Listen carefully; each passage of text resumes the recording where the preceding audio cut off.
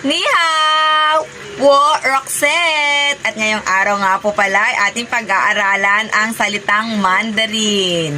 Yes po, tayo po ngayon ay magbibilang from 1 to 10. So, banggitin ko po ang English word at ang pronounce niya. Then, ilalagay ko na lang po sa bandang gilid yung kanyang spelling. Kasi po, iba po ang pronounce at iba po ang spelling niya. Para hindi po kayo malilito, ilalagay ko po dito ang kanyang spelling. So, start na po tayo. So, 1, E, 2, R, 3, Sun, 4, Z, 5, U, 6, Leo, 7, Chi, 8, Pa, 9, Cho, 10, Shi. Ayan. Yun po ang pagbibilang ng Mandarin from 1 to 10. So, ulitin po natin. E, R, Sun, Z, U, Leo, Chi, Pa,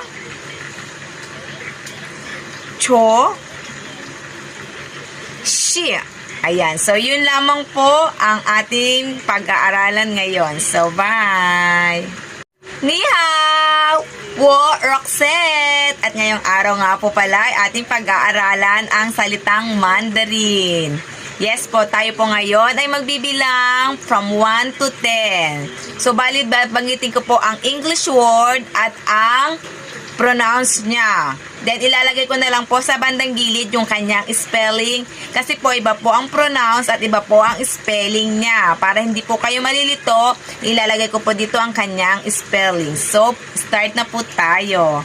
So, 1, E, 2, R, 3, Sun, 4, Z, 5, U, 6, Leo, 7, Chi, 8, Pa, 9, Cho, 10, Shi.